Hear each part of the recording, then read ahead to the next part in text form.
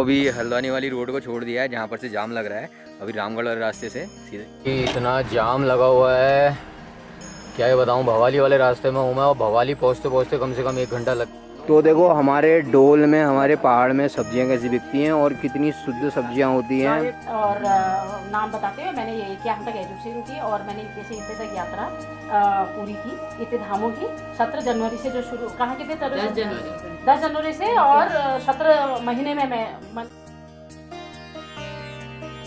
सीताराम, कैसे हैं आप सब लोग? आशा करता हूँ आप लोग सब अच्छे हो गए। मेरा नाम है राहुल लतीफ़ शाह। मैं निकला हूँ 12 ज्योतिर्लिंग, 4 धाम में से 3 धाम मैंने पूरे संपूर्ण करके और कुछ शक्तिपीठों को दर्शन करके मैं लौट चुका हूँ अपने प्यारे राज्य में, उत्तराखंड में। मेरे घर से मेरी माता राम और फूफा जी लोग, सब लोग मेरे को यहाँ पर से मिलने आ गए हैं। और आज का जो व्लॉग होने वाला है वो हल्द्वानी से अल्मोड़ा तक का होने वाला है। तो चलो देखते हैं, इसको अंत तक ज़रूर देखना, बहुत ज़्यादा इंटरेस्टिंग होने वाला है ये व्लॉग। तो चलो चलें। और नीचे का एक और रास्ता था जहाँ पर नैनी पुल वाला, वो नैनी पुल वाला रास्ता भी ब्लॉक हो गया है। वहाँ पर ही बारिश के कारण सब बंद हो गया है और इतना जाम लग रहा है, देख रहे हो आप। कब से रुके हुए हैं जाम में, हम कब से रुके हुए हैं। और जितने भी है ना, ये दिल्ली यूपी, ये इतनी बुरी गाड़ियाँ चलाते हैं यार, क्या बताएं। अब इस समय मैं हूँ रामगढ़ पे। मुझे जाना है अल्मोड़ा को जाना है। कुआरा वाला रास्ता बंद है, नथुआ खान वाला रास्ता बंद है, पूरा अल्मोड़ा वाला पूरा रास्ता बंद है। हमें जाना है यहाँ से लेफ्ट को, लेकिन हम जाएंगे सीधा ऊपर को, क्योंकि वहाँ से हमें नीचे पड़ेगा कुआरा भी पड़ेगा, जो पूरा ही बेकार रास्ता हो रखा है। तो हम मुक्तेश्वर जाके फिर वहाँ से नीचे अल्मोड़ा को आएंगे। इसको कहते हैं जन्नत। कहाँ पहुँच गए यार, हमें ऐसे उसमें पहुँच गए, देखो बढ़िया। और क्या ही मौसम हो रखा है यार, एक नंबर मौसम। और वो अभी हल्द्वानी वाली रोड को छोड़ दिया है जहाँ पर से जाम लग रहा है। अभी रामगढ़ वाले रास्ते से सीधे सीधे चल रहे हैं और यहाँ पर पीने रुके हैं चाय। अभी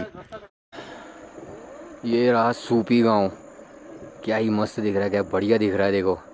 अभी हमें जाना है यहीं से नीचे को जाना है। ये रास्ता वैसे ऐसे करे अल्मोड़ा को जा रहा है, लेकिन हमें यहाँ से नीचे को जाना है और सीधा सीधा वो जो रास्ता वो दिख रहा है ना आपको, वैसे करके सीधा अल्मोड़ा को जाना है। तो सैर फाटक है 2 किलोमीटर बस मात्र।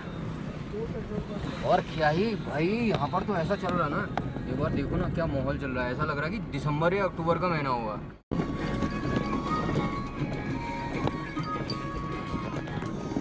तो देखो हमारे डोल में, हमारे पहाड़ में सब्जियां कैसी बिकती हैं और कितनी शुद्ध सब्जियां होती हैं, बिना किसी केमिकल युक्त के सब्जियां होती हैं।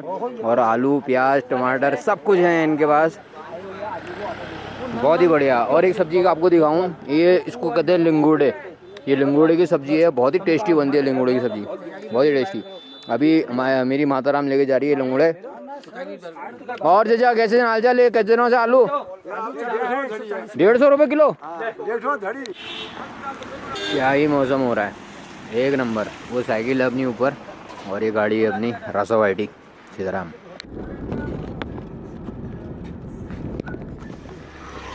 वो सामने रहा देखो, वहाँ जाना है हमें और उसका नाम है धारनौला की साइड ये दिख रही है।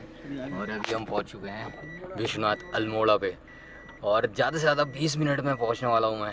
चलो दिखाता हूँ आपको। बहुत धन्यवाद आप सबका आने के लिए और मेरा इतना मनोबल बढ़ाने के लिए। तो देख पा रहे होंगे आप, अभी जैसे ही मैं अल्मोड़ा पहुंचा, सब स्वागत में मेरे खड़े हुए हैं और 12 बजे से खड़े हुए हैं।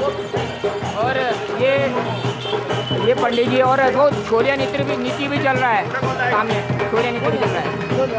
तो ये पूरा जलसा चल रहा है और ये मेरे फादर साहब हैं, मेरे पिताजी हैं ये। और अभी पूरे रोड में जलसा चल रहा है और चलते हुए जा रहे हैं हम सीधा बाजार के साइड से जाएंगे घर को सीधा। पंडित जी सीताराम, माता की। और भैया सब लोग मेरी साइकिल पकड़ के बड़े को बढ़िया सीताराम। कैसे हैं आप? बहुत बढ़िया। क्या नाम है आपका? शिवांगी नाम है मेरा। आपको कैसा लग रहा है यहाँ पर? बहुत अच्छा लग रहा है। मुझे लगता है कि आप में बहुत हिम्मत है। मुझे लगता है ऐसी चीज़ों को अप्रिशिएट करना चाहिए, आगे बढ़ना चाहिए, ऐसी चीज़ों को ही वायरल होना चाहिए। जो आपको अच्छी चीज़ें बता रहे हैं, तो फालतू चीज़ें हैं आजकल, वो तो वायरल बहुत होती हैं, बट ऐसी चीज़ें कहीं ना कहीं दबके रह जाती हैं। अभी जस्ट मुझे पता चला आपके बारे में और मैं इतना खुश हुई कि मेरे भैया जाके 18 महीनों में अपनी पूरी ज्योतिर्लिंग की यात्रा कंप्लीट करके आए। तो आपको अच्छा नमन है। और मैं आपसे क्वेश्चन पूछना चाहूँगी, बताओ कि आपको क्या ऐसी चीज़ थी जो मोटिवेट करी? क्योंकि मुझे पता है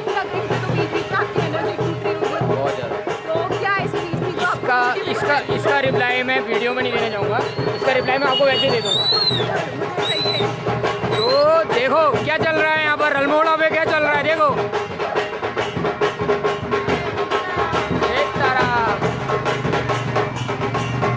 माताएं देख रहे हो, ये सब परिवार की हैं, चाची हैं, नानी हैं, मामी हैं, सब कोई, हर कोई है यहाँ पर।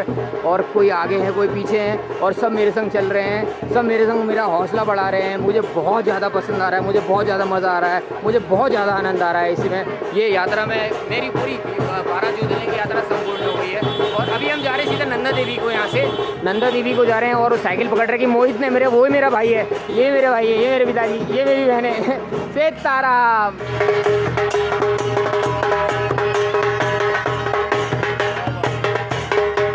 तो ये है मेरी नानी है, देखो नानी कैसे हो, क्या कहना चाहते हो, जोर से कहो। मेरा नाती है 12 शिवलिंग ज्योतिर्लिंग बढ़ते आ गया यात्रा में, यात्रा करके इसका स्वास्थ्य सही रहे, अच्छा रहे, स्वस्थ रहे, हमारी यही मनोकामना।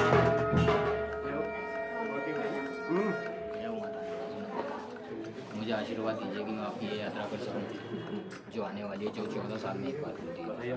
कब से दिल में मेरे प्रार्थना। तो ये और सुनंदा माता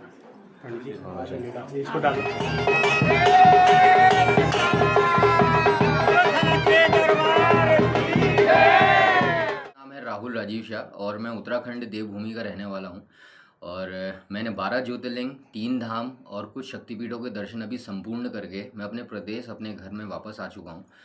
और मेरे को पूरी यात्रा में 17 महीने करीब लगे, मतलब समथिंग अबाउट 534 या 536 दिन करीब मैं पूरी यात्रा पूर्ण करके अपने घर पे पहुंच चुका हूं।